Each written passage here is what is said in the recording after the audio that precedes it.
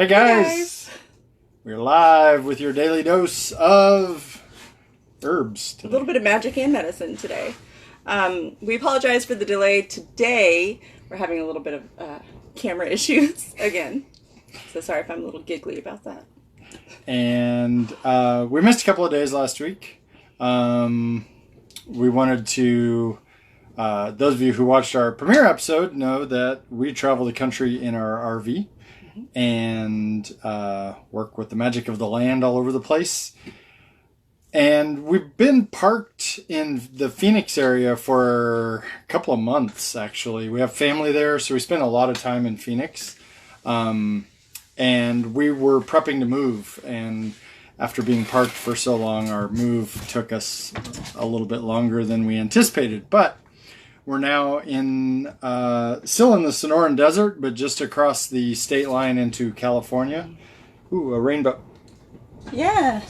And we're trying not to blow away. We've got like gale force winds going on, and really flash flood warnings and all kinds of stuff going on. So, you know, hence my hair, so sorry about that. We'll hope that the RV doubles as a boat if it starts raining as much as they say it's going to. Yes. But anyway. So what are we talking about today? Hi guys. Today we are talking about one of my best friends, Aloe here. He thought it was me. Second best over here. He this guy, not that one. This guy has been something that we've seen quite a bit of, actually, being out here in the desert. Where are we now? We are somewhere close to the Mexican border. Yep. And there isn't as much aloe out here in the Mexicali kind of area, the Baja California, Mexico area. But we did see a lot of this out in the Sonoran Desert and out in Arizona quite a bit. And at the Desert Botanical Gardens, they were everywhere. Yes. Stay tuned for a video on that, too. We do Aloes a lot of and... yuccas and agaves and all kinds of stuff. That's the one I was thinking of. So today, this one is really common out in the desert. I wanted to talk about him. But I do want to get kind of a perspective from you about what aloe is. Uh-oh. Or what you think it is. Or what it's used for. I'm not an herbalist. You're not? No. But I stayed at a Holiday Inn Express last night. Sorry about that. Dad jokes. Good humor. Yeah. So if you have any experience with aloe, drop it down in the comments, and I do want to talk about some of the myths and misconceptions about aloe and things that we automatically think about it. So you go. You're on the spot. Well, I mean, I know a little bit more about it now because I live with an herbalist. But before, I think probably the only thing I knew about aloe is that you use it for burns. Burns. That's pretty common. I also see it a lot in beauty products and hair products. Oh, yeah. Vaseline with aloe. Everything with aloe. Even toilet paper with aloe. Oh, yeah. Yeah. Which is good, I guess. But we'll get into... We won't go there. We are actually going to go into a little bit about using aloe down there. We'll get into that here in a minute. You sure that's a good idea? It is indicated in a lot of studies for the treatment of genital herpes, but we'll get there. Oh. So it is a plant of the succulent variety. So it's a very great desert plant. It withholds a lot of water. So it's one of those plants that can do a whole lot with regard to magic. Now, I know we've had this one for a long time. This guy, he stays in our kitchen, so we use him quite a bit, specifically for those types of burns and things. Just looking at the way that it grows, and this is one of our little guys, but just looking at him, you can see that he's a little bit worse for wear already. But looking at the way that he grows, we're always cutting pieces off of you. We are, yeah, just because we keep him in our kitchen. But I don't know if you can see that. You can see kind of how they come out from the center. And we'll talk about how they propagate as well. There is a big, beautiful flower spike that comes up that does drop seeds. But the flowering time for aloe is so few and far between. And I'm not sure how many people have actually seen an aloe flower, unless you do live in the desert somewhere. The only one I've ever seen, I saw the flower spike. The agave flower spikes at the Desert Botanical Gardens, but I don't think I've ever seen that on an aloe. At my grandmother's house. I'm not sure if I saw it. Yeah, the big red ones. You were like, oh, I've never seen that. Oh, okay. Yeah. Good thing he remembers. So there's these guys that they can propagate by way of making their own. I'll get into why that might be important for magical uses. But just looking at it from a seed, you can't really get a whole lot of flowers from it because it does only have a flower spike, few and far between, depending on where you live. Get that out of my face. So the other thing that I did want to talk about with regard to aloe put it in my face. is just feeling it and sitting with it and just seeing how he speaks to me. He's cool to the touch. He's very calming. Very. He's cool. He is very cool. A little spiky on these ones too. He is spiky, and we'll get into why that could be magically as well. Yeah, careful. He'll get you. So it's cool, calming, peaceful, in my experience anyway, yet it is thorny and strong. It is hard to kill these guys. I have done it, but it is harder to kill than other plants. I can kill just about anything. So it's most commonly used as a gel or in its gel form. The thing that we want to remember about aloe, actually, can you get me a, hang on. What do you want? Oh, I thought I had some tissues over here. I get it. You want tissues or paper towel? Tissues. He's going to get some tissues so I can show you what the inside of this guy looks like. So one of the things, yeah, that works perfect. One of the things that I really love about this is that we usually use the gel or the inside of the aloe rather than the skin.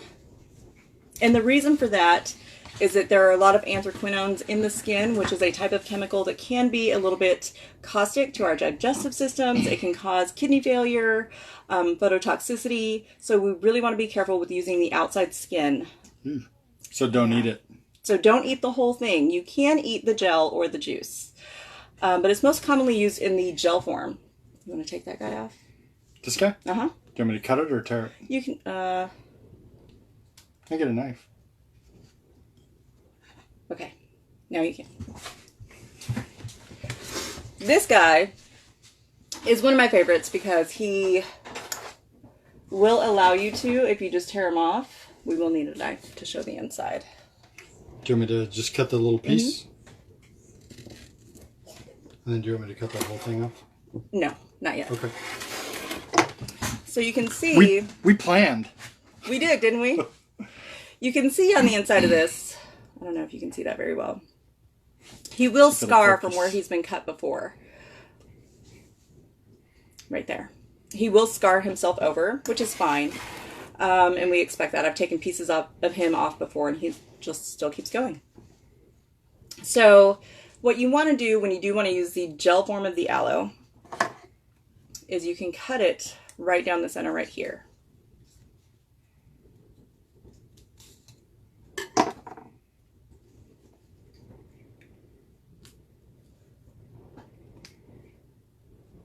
I'm sure this is probably very boring for those of you who use aloe quite a bit, but you can see the inside gel, and that's the part that you want to use topically. You can use that inside as well or internally. I just get a little bit worried when working with aloe that hasn't been prepared by somebody I don't know. And then you can even go further and take out or scoop out the gel.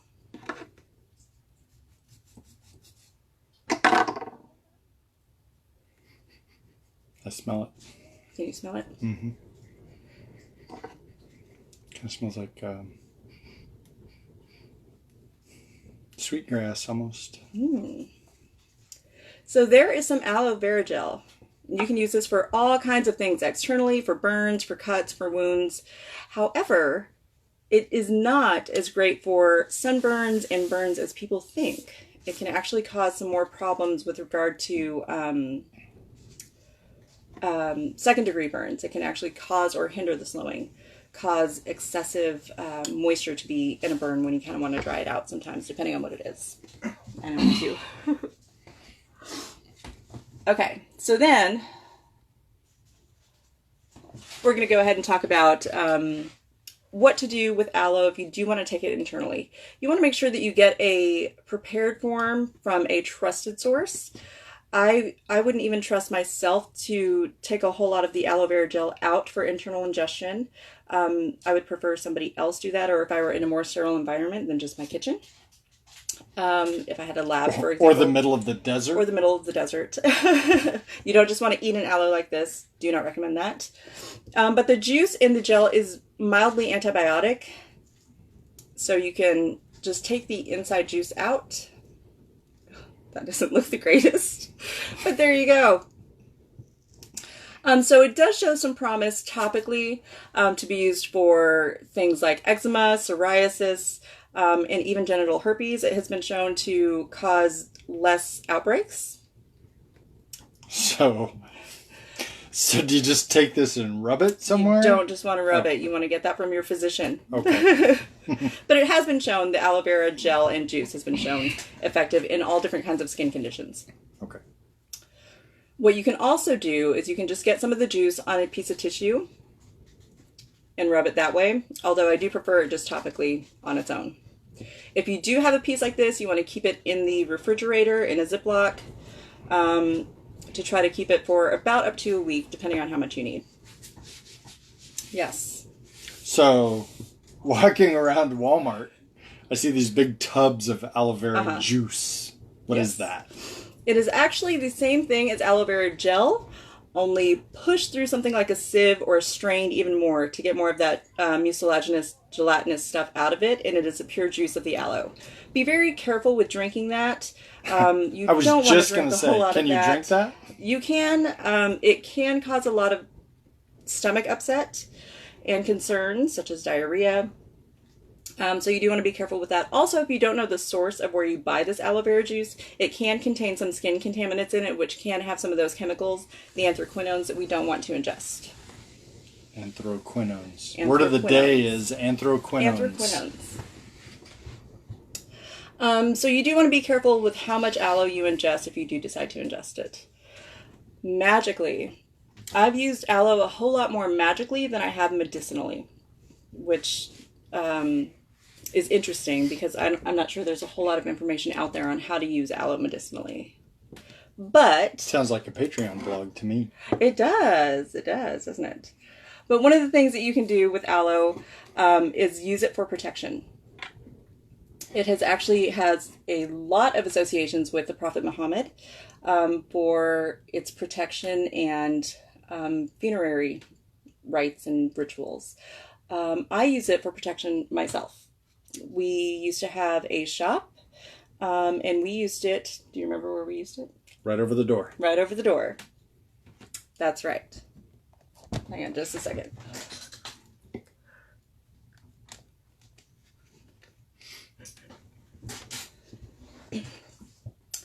Okay, so we have a protection ritual or charm that we are going to give out in a couple days. Oh no, there we go. See, with our camera issues. Camera issues. There we go. Camera problems. Sorry about that, guys. So we're going to talk about on Patreon, we're going to talk about how we use it specifically for magic in our RV, where we put it, how we grow it, and what we do with that. But for now... And as a magician who does use some herbs in his magic, especially a lot more since I've been with her, I can say that we actually did some, I don't know if you can call it scientific testing, but we definitely did some comparison testing. So the charm that she makes for this protection is made from aloe and lime, correct? Yes. Aloe and lime. And what we did was we put the lime in the protection charm. No. We put the lime in the protection charm and it went over the door, and the same limes that we bought, we put in other places around the shop just by themselves. And the one over the door would dry up into a husk like that sometimes. Mm-hmm. Whereas the other ones would be fine, and even a couple of weeks later, you could still cut them open and get juice out of them and use them, whereas the ones over the door would sometimes dry up in a couple of days. And I know it's supposed to absorb any negative energy that people send our way. And that lime just it was crazy. It was It really worked really well. an interesting testament that we were able to take the same limes that we bought at the same time, and we did this multiple times. It wasn't just once. And put the one in the charm and put the other ones just, in a back room. It's in the same shop, in the same climate environment, essentially, and to see the differences that happened with that, it was pretty cool. Yeah, and so on Patreon, we will put that up. If you've taken any of my spiritual magical classes, you've known I put that out there as well, so you may already have access to it. But it's the same one, so if you have taken those classes, it's the same charm. I'm just going to be showing how I make it and actually walking you through how to do that yourself. You just got dirt all over the table. Well, yeah, Just I saying. do. It's not the first time. For Mexican magic, it's used a lot for getting rid of envy and malojo, or the evil eye, and to protect land and home. For other rites, it's used as a funerary herb or for funeral rites, and that is to plant it on a deceased person's grave, especially a loved one. And the reason for that is that because it can withstand the harshest temperatures, the harshest conditions out in the desert, out everywhere, it can really withstand a whole lot of difficulties. And so for that, you can put it on a dead person's grave for resurrection, to have them come up in life again. And that's also why I think that it's used quite a bit for love spells. And we're going to give some book recommendations on different people to read regarding more about herbal magic. Well, we posted one. It was the book of the day today. I will post more. We'll post more, but yeah, our book of the day today was what was it? It was Paul Barrel's.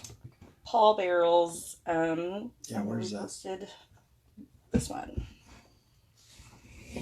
Yep, this was our book of the day today. I know it's backwards to you guys. I'm sorry. Sorry, Ken. The Master Book of Herbalism by Paul Barrel. Yes. So if you're interested in that, according to our local herbalist, it is the most complete book on magical herbs. Yeah, one of the most complete. Yes. On magical herbalism. Magical herbalism. So there's a link on our page. You can go check that out on Amazon. And full disclosure, we are an Amazon affiliate, and clicking on that link and buying the book does help us out. So if you're interested in that, click on the link on our page. Yes. I'll also post it in the comments of this video as well, so that you got it there.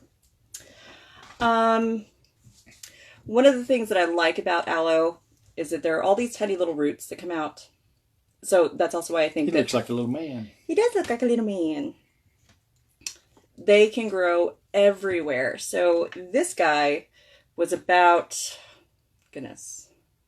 maybe 4 feet from this guy, and they were connected. And I was able to get both of them out, but they were just so far away from each other. But they are all part of the same plant. So I do think that that's also very helpful when it comes to love spells or trying to get love to grow out from anything. So rather than having a seed or a flower spike drop the seeds for more aloe to grow, they can grow themselves and just start their own little tendrils everywhere.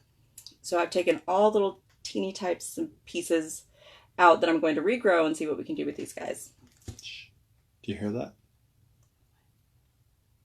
The wind actually stopped. It stopped. It's so windy out here, guys. The wind has been blowing today, outside. like billowing crazy billowing. Day. Yes. And it actually just stopped. Calm before the storm. Finally quiet. The calm before the storm? Are we getting ready to get dumped on? I don't know about that one. Okay, anyway. Okay. So also, you can use aloe for love or luck. Luck or success, I'm sorry. So for luck or success, you can also look into using it in a mojo bag, carry a piece of the root with you, even just carry a piece of the leaf with you would be something helpful for luck. I also think that it being associated with green has a lot to do with that. When it comes to planetary associations, it depends on who you read and who you look at. Like we mentioned earlier, Paul Barrel is really focuses on aloe for Martian work, or ruled by Pluto as well. Although he does contradict himself in this other book. and says Venus instead. So take that with a grain of salt and just sit with the plant and figure out how it really works for you and what it means for you. What does it tell you it's used for? I also like to use aloe magically for dream work. A lot of people, I haven't seen a whole lot of information on that, but it's come to me in dreams quite a bit, especially when there's something that I'm not paying attention to or something that I need to be reminded of. And that usually speaks to me just because this grows. I take this from my grandmother's garden. This grows everywhere in her yard. And so it kind of calls back to me from my ancestors that there's something that I need to remember, something that I'm forgetting about. Looks like the back end of a stegosaurus. It does, doesn't it? So for protection, that is exactly why these thorns are really good for it too. But yeah. I have 2 questions. Yeah. And one of them is a setup. So you talked earlier about using this for burns and such. Medically, is that proven out? What's the medical research on using aloe for things like burns, say? For burns, it can be for first-degree burns. It can Inquiring minds want to know. It can be used very effectively for that. But there has actually been a lot of studies and research done that showed that it is not really effective for second-degree burns. And like I said earlier, it can hinder healing for new tissue growth when used topically or externally. It's great for things like psoriasis, eczema, chafing, dry skin, other things like that. But when it comes to burns, you do want to be careful with it. I know everybody puts it on burns and sunburns, but... Well, speaking from experience, what did you burned your arm on the oven? I did. A while back and put aloe on half of it and left the other half blank, and the half you put it on healed like that. It did. Like in 2 days. And the other part... Very, very quickly. Kept on for another week before it healed. That's true. I did use honey on that other part too, so I'm not quite sure whether it was the aloe or the honey, but I kind of made a poultice of both. And it was gone like literally within a couple days, no scarring or anything, so that was good. And that was a second-degree burn. Mm-hmm. So depending on the research that you look at, and I can put some links to other research that I've read, depending on the book that you look at, will tell you whether or not it's good or is bad for burns. So for example, speaking of that, Mosley says backwards again. Sorry, guys. I was just going to say, that's backwards. I need a mirror. Handbook of Herbs and Supplements and Their Therapeutic Uses states that actually aloe is not the greatest for burns, especially second-degree burns, and is contraindicated in its treatment. So again, depending on who you look at and who you read. It is great for other things like acne, again, beauty products, health products that are more topical. I definitely recommend using aloe quite a bit for that. When it comes to using aloe internally, ingesting it, you do want to make sure that you're talking to a certified herbalist or somebody who knows what they're doing, your doctor, a physician, an ND if you can, to make sure that you're getting the right dose, I know, he smells kind of funky. Yeah, it does. The right dosage, and that it's prepared in the proper manner. You want to make sure if you are taking it internally that you don't have a whole lot of the chemicals on the skin or the second layer underneath that skin. All right. So my first question was the setup. Second question. My second question, that's a real question from me. Okay. As an alchemist, I make all kinds of tinctures for herbal medicines.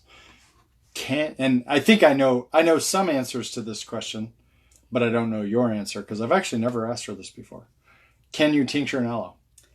Ooh, you cannot tincture an aloe. Why not? Aloe? Hey, let me answer. My reasoning why I think you couldn't is because the medicinal use... Oh, look, we got a friend. Oh. What is that? I don't know. We have like a tiny little centipede. Little centipede friend that came along with our aloe. I don't know if you can see him. It's kind of blurry, but... I would say that the use for an aloe is typically external. You rub it on things like burns. When you tincture something, if you were going to extract the oils from it, you're putting it in alcohol. And the alcohol is going to basically counter any topical effects you would use it for. And using aloe internally isn't going to help anything topically. So that's one reason that I was thinking an aloe tincture probably wouldn't do too much for you. Aloe tincture won't work because it is not an herbaceous herb.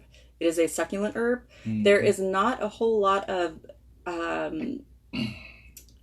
chemicals or things that you're looking for within aloe that can be extracted via alcohol. You'd end up with a lot of water. You'd end up with... in your tincture. Well, no, it wouldn't even pull out the water. It would just become kind of like a muck. Yeah, a sludge kind of thing. So you don't want to try. Seen that before? Yeah, we have. So you can't necessarily tincture aloe, but what you can do is extract the juice, and it is water soluble. So you do want to use something like a poultice or something you can use with that. But I prefer just taking the gel out just as it is. Fun stuff. Okay. The last thing I wanted to talk... Oh, go ahead. One more question. Yeah. So if you use part of an aloe, like we've used part of this one, and I know we'll put this in our fridge to keep for later, but how long will it keep in the fridge? No more than a week. A week. Mm-hmm. Okay. Yeah. I usually keep ours for about 4 to 5 days at the most, depending on how big of a slice you take. And you don't want to take a whole lot. When you're trying to harvest your aloe, you don't want to completely deplete it. And if it's a bigger burn or you're trying to use it over a bigger area, you do want to be careful with that. Make sure that you do get medical attention if you do have a bigger burn over a large area of the body, of course. You don't want to use aloe for anything more severe or significant than just like a kitchen burn or a sunburn or something like that. Mm-hmm. Cool. Get medical attention. As for these guys... I think I'm going to use, well, one of these. I haven't decided which one. I'm going to show you how to make our aloe protection charm and what we do with that. And then the other one, I kind of have an experiment or an idea of what I want to do with him, so we'll see. So these are just a few of our aloes. Will you talk about last week's drawing? Oh, yeah. So we did a drawing last week. We had 3 winners for our drawing. We said we were only going to do 2, but we did decide to do 3. Yep, we did 3. H. Kenneth Porter, Jennifer Vera, and Alan John Dalzell. Yay! All won for sharing our video and commenting. Mm-hmm. And we'll be contacting them individually to get their mailing addresses to ship their product out to. I think I might have 2 of those, but we'll see.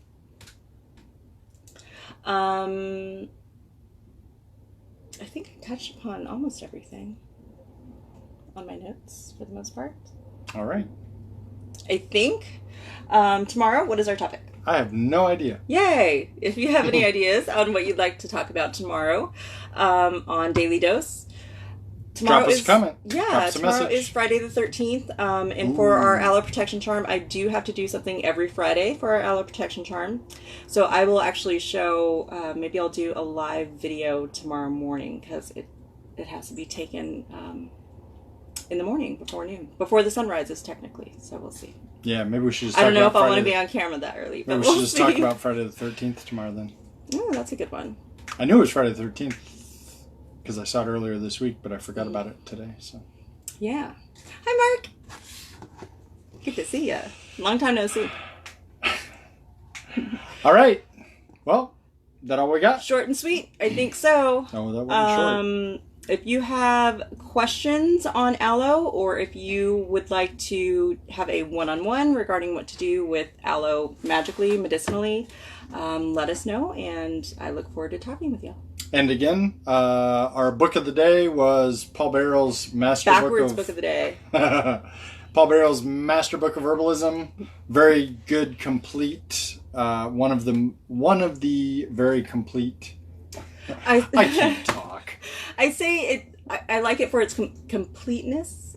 In magical herbalism. Because it also does touch on some of the medicinal effects of each of the herbs a little bit as well.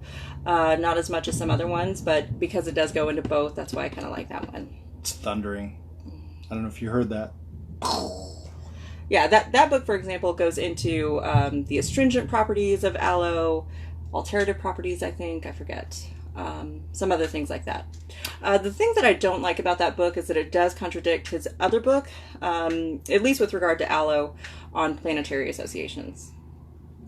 Well, herbs and planets are kind of all over the place a lot of times. But yeah, the master book associates it again with Mars and Pluto, whereas I think the other book associates Venus somewhere in there. I think I read, but... All right. Well, thank you everybody for watching, and we will be back tomorrow, Friday the 13th, with an episode on Friday the 13th. If you are one of our patrons, keep your eye out. I will post the write-up of the Aloe Protection Charm for our patrons, so you can get early access to that before tomorrow. All right. Bye, guys. Thanks, guys. We'll see you tomorrow.